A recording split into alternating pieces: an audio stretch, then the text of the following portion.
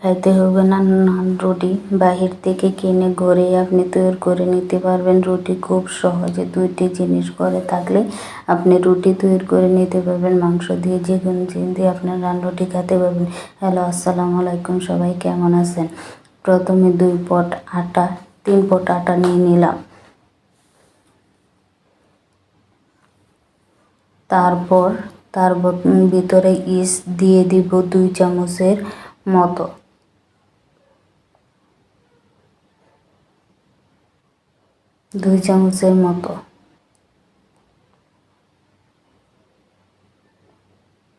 তারপরে এর ভিতরে দিয়ে দিব স্বাদ মতন লবণ, আর দিয়ে দিব 1 চামচের মতো চিনি। তারপর 2 চামচের মতো দিয়ে দেব ঘি।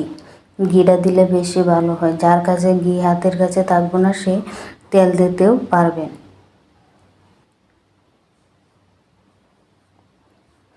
তারপর শুকনো উপকরণটি ভালোভাবে মিশিয়ে নেব। মিশানো হয়ে গেলে তার ভিতরে দিয়ে দিব হালকা কুসুম গরম দুধ দিয়ে। যার কাছে দুধ না থাকবে সে চাইলে দিতে পারবে হালকা কুসুম গরম পানিও।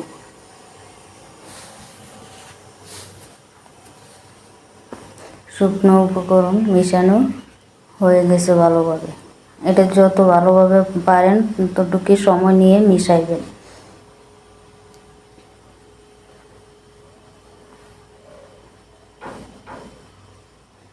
ঠিক আমি যেভাবে করতে ঠিক এইভাবেই মিশিয়ে নেবেন।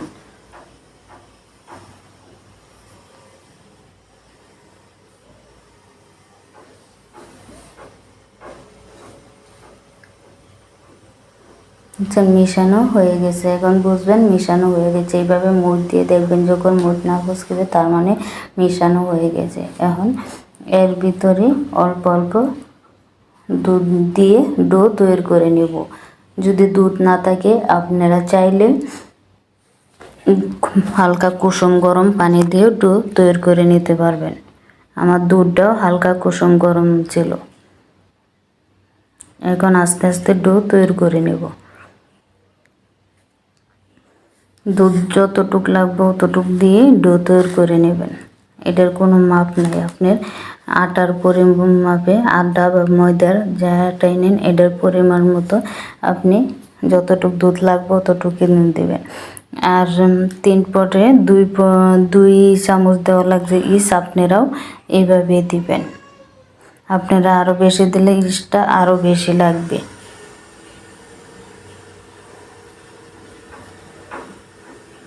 এইভাবেই ঠিক মিশিয়ে নেবেন।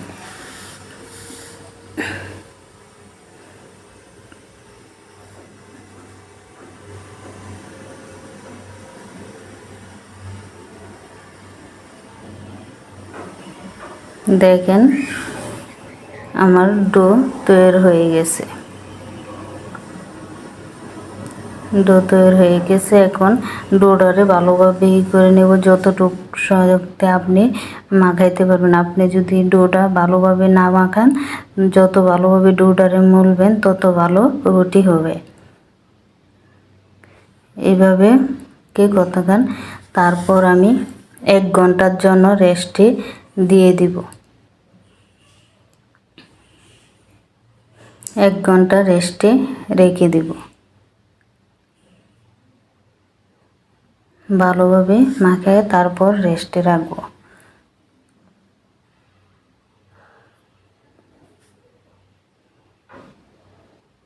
অনেকটা সময় নিয়ে ডোটারে আপনারা মাখবেন। সময় নিয়ে না মাখলে সব কিছু মিক্সমেন্ট হবে না।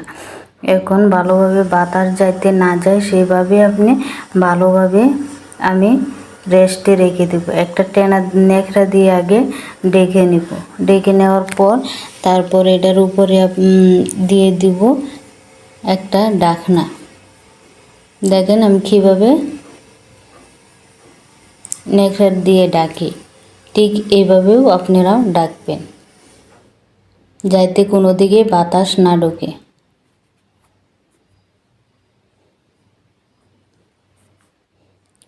রেস্ট নেওয়া হয়ে গেছে। 1 ঘন্টা পর আবার আসলাম, দেখেন পুলি কতটুক হয়েছে।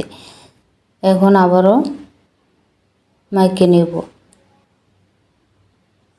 আবারও ভালোভাবে মেখে নেব। মেখে নেওয়ার পর জয়টা রুটি বানাবো ওইটা ভাগ করে নেব।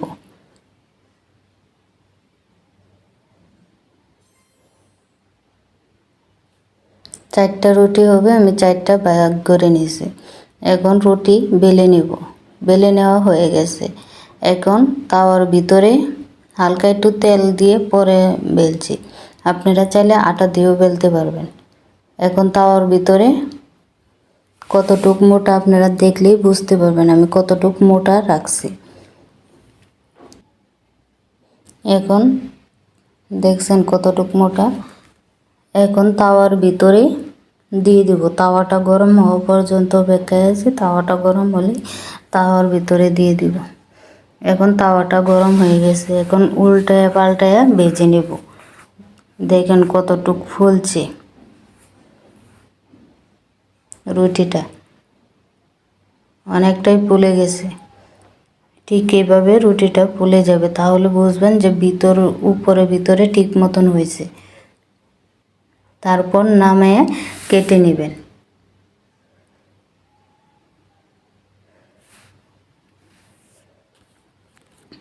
আমি কেটে নিয়েছি 4 ভাগ করে, আপনারাও ওইভাবে কেটে নেবেন।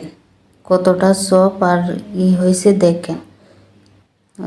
যে কোনো মুরগির দিয়ে, তারপরে আপনি গরুর মাংস দিয়ে আপনি খেতে পারবেন। কতটা সফট হয়েছে আমার রুটিটি দেখেন। একবার বাসাতে এভাবে তৈরি করে দেখবেন আর কমেন্টে জানাবেন। আমি গরুর মাংস দিয়ে খেয়েছিলাম। আপনারা কি দিয়ে খাবেন কমেন্টে জানাবেন। সবাই ভালো থাকবেন, সুস্থ থাকবেন। আর নিত্য নতুন রেসিপি পাইতেন আমার চ্যানেলটা সাবস্ক্রাইব করবেন, আর ফেসবুকে হলে ফলো দিবেন। এইভাবে সবাই ভালো থাকবেন, সুস্থ থাকবেন। আল্লাহ হাফেজ।